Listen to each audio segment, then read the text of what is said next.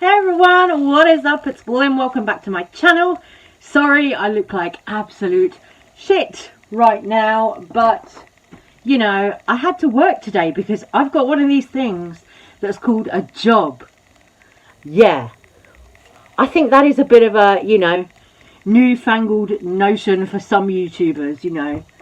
A job. It's spelled J-O-B, right? And you go there for several hours of your day, and then you do that over a, you know, certain period of time, a few days a week or whatever, and then at the end of the month they do this thing which is called paying you, where you get actual money. Isn't that cool? Anyway, hi. Yes, I look busted, I look disgusting, but we're going to fix that. We are going to fix that. I'm going to start doing my makeup and we're going to get into some drama.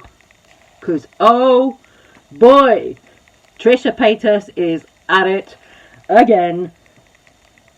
Oh my god. Like, for real. Trisha Paytas just doesn't stop. It is like the gift that keeps on giving.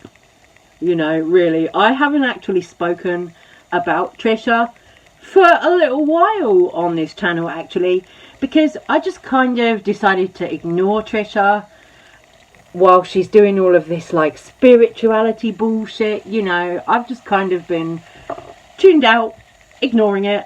But first of all, something that made me laugh: Alexis Stone, YouTuber, visual artist, beauty brand owner, Alexis Stone put out this series yesterday, which is like a 5-minute odd video up on Instagram, and it's going to be a series that's coming out every week on a Thursday. Now Alexis apparently is being censored on Instagram with this series because it's kind of graphic footage where it's stuff like the surgery and all of that, you know. So Instagram are censoring Alexis Stone's footage that she can actually upload,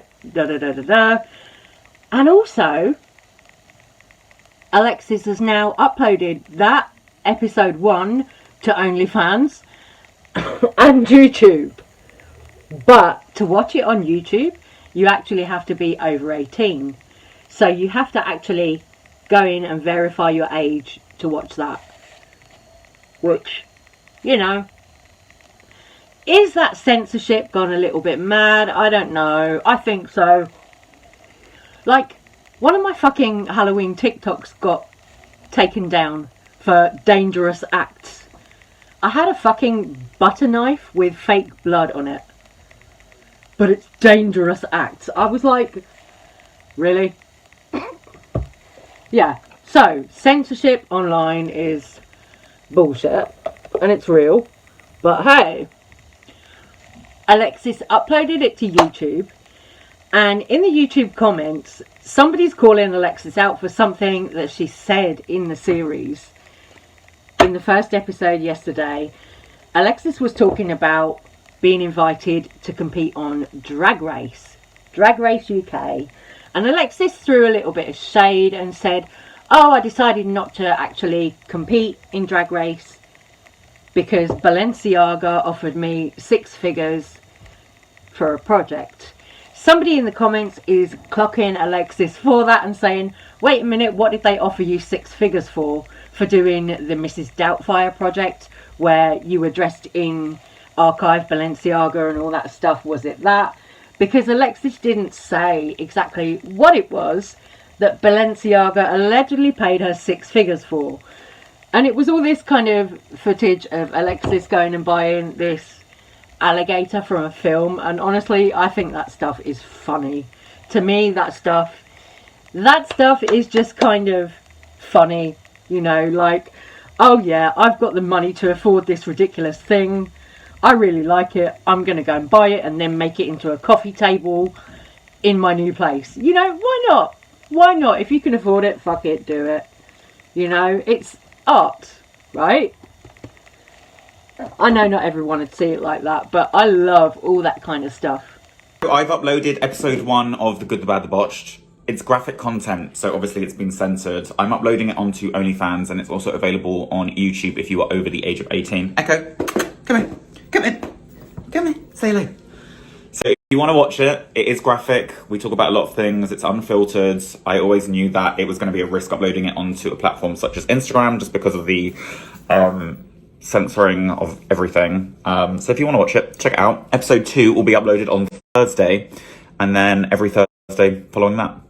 Anyway, we are going to move on to Trisha Paytas, because girl. So, as you might be aware, I can't help it. As you might be aware, Trisha Paytas has been on a bit of a spiritual journey recently. Yeah, right. Right. Okay. And pigs can fly, Trish. Yeah. But now Trisha is in controversy for something that was uploaded in a Halloween video before she threw her Halloween party for Moses that was like a Halloween birthday party, which nobody went to, by the way. So Trisha and Moses uploaded this video to YouTube where they were talking about like their Halloween decor. Trisha was dressed as the corpse bride and stuff, and they had these chairs made that were like fucking rabbit fur. They're literally so perfect. You can see we have our little guests right here, but you can slide them out. They're exactly the same as the movie. They're so cool. They have these really tall, narrow seats, and what is this fur? Rabbit. Okay. Should we say that? Yes. Okay. My favorite part is these chairs. Like, they're literally so perfect. You can see we have our little guests right here, but you can slide them out. They're exactly the same as the movie. And they're nice and sturdy. I know at the point with Trisha that they've been cancelled like so hard by the whole of the internet pretty much. They've been cancelled so hard that they're now putting on this thing of being on a spiritual journey, and it is all an act, you know, I swear it is, you know. This massive Halloween party that Trisha threw, which was like a Halloween / Moses birthday party, this massive birthday party, nobody was there. Like, I saw the IG stories and nobody was there. It was empty. Empty. Like, really empty. And Trisha has just been cancelled so hard by the public now that she is absolutely scrambling to try and repair her reputation. And what I'm seeing is the public responding to Trisha in this rabbit fur seat scandal thing now. They're responding to Trisha about these rabbit fur seats on all of her other videos now. So anything that she's uploading since, people are putting bunny emojis and saying, oh, what about the rabbits, justice for the rabbits, etc, etc. So Trish really didn't do themselves any favours with that. None at all. And also Trish uploaded an episode of My Chemical Imbalance, the podcast that they were supposed to be stopping, the podcast they weren't going to be doing anymore. Uploaded an episode of that. Well, it was this afternoon for me when I just got home, late afternoon, early evening, just got home from work, and it was like, I sat there and watched it. It was like 28 minutes long, or just over, and the whole thing was Trisha basically blaming all of her past actions, all of her past behaviour on BPD, borderline personality disorder, you know, basically that. But, you know, it came to light that Trisha, in recent months, or last year, 2020, and early on this year, 2021, was saying that they were diagnosed with schizophrenia, and that was never the case.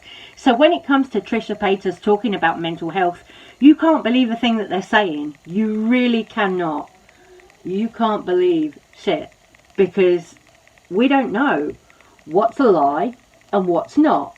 Trisha is sitting there in this My Chemical Imbalance podcast, getting out these little therapy cards and everything like that.